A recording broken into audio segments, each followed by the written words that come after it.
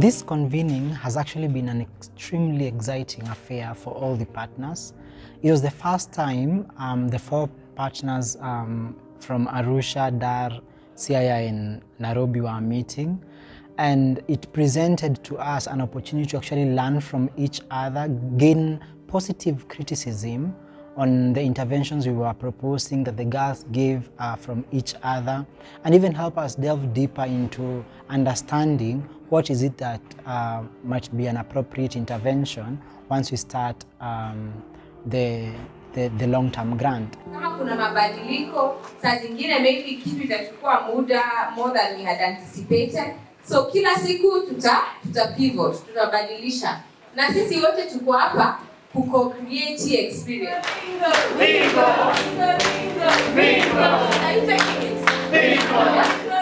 Kwa majina naitwa Eliakunda Kaaya. Mimi ni mwanzilishi wa shirika linaitwa Her Journey to School. My name is Janila Hill. I'm from Tanzania. My name is Hilary Omondi from Siaya County. My name is Amy Arundanga. I'm the CEO of Miss Coach Kenya under the Coach Cluster. Ndani ya cluster Msichana Salama, this is our first fund ambayo imeturuhusu kuplan na kulearn from us, but also from the area that we are expecting to conduct the interventions. And through planning and learning, tumeweza kubuild the relationship between the cluster organizations.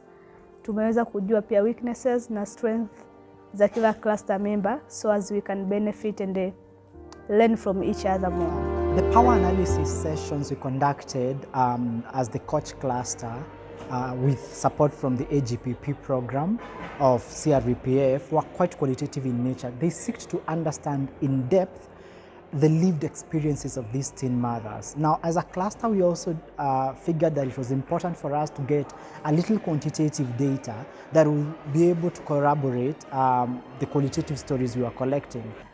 Jamii yetu ya Kimasai kwa mabinti ambao tulikuwa tumewafikia, kwa kadiri ya tamaduni na mila za Kimasai, mabinti huwa wanakuwa wanaolewa kabla ya kuwa wamezaliwa. Lakini pia access to education. The fact kwamba wanakuwa hawana access to education, a Maasai girl child, hata a boy child kupata elimu sio priority. You can imagine that from a girl child.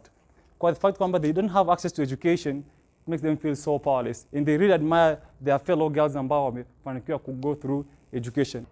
Vile nilishika mimba nilipitia mashida mingi sana. Kutokea nyumbani mpaka penye nilikuwa naenda. Wazazi wangu saa zingine walikuwa wananigeukia. Bradangu mkubwa alikuwa anataka kutoroka nyumbani juu nimemwaibisha. Sasa nilipitia mengi sana, nikianza kusema sai. Sitaki kukumbuka sai. Itanipea hasira. Nilikuwa naishi na babangu na alinifukuza kwa nyumba. Sasa alinifukuza, akaniambia niende niishi na huyo mwenye alinipea mimba. Na sababu venye alinituma huko, aliniambia niende, nilisikia tu yani maisha imefika mwisho. Sasa hakuna venye ningeweza kufanya. So imagine you find a girl who is 11 years old, married to a very older man, and it is hard in a community of Maasai people for women to be involved in decision making, or rather be even part of financial decisions in the family. We've had several sessions with young fathers, and this came as a result of the power analysis project we had initially. And the girls were like, "Apana, lazima muhusishe wavulana." Because they are also part of, our problem. We have realized that stakeholders play a very critical role with regards to whatever interventions or other program that we want to implement targeting teen mothers. And one of the critical components is identifying the various roles that these stakeholders are playing, because we managed to reach out to different stakeholders like parents. We also had village elders, we had chiefs, we had county government officials, and even people from the education department.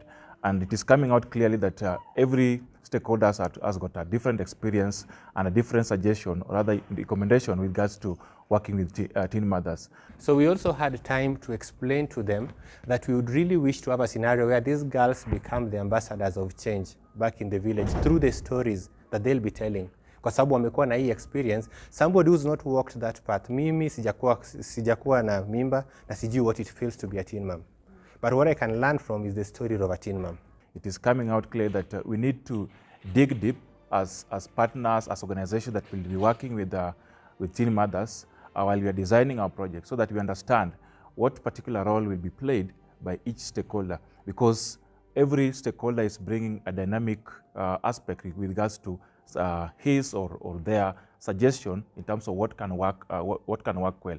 On policy influence, we are very keen on policies that are embedded on SRHR and also nurturing care for ECD. What came out first of all is that all of us share so much in common. All of us exist in almost similar contexts. All of us share an extremely good understanding of our policies and the same challenges as far as government is concerned. You know, all of us have the same bottlenecks with government structures. All of us have the same challenges with accessing health facilities for the teen mothers. All our girls experience the same kind of challenges with their families. And this is extremely important because it shows that there's an opportunity for us to actually synergize. There's an opportunity for us to actually form a community of practice where we can continuously learn from each other. This convening in Naivasha was extremely important in actually creating that initial relationship so that we were able to know each other and create that avenue where we can actually reach out to each other in the future for assistance when, if and when we need it. And I think it couldn't have come at a better time.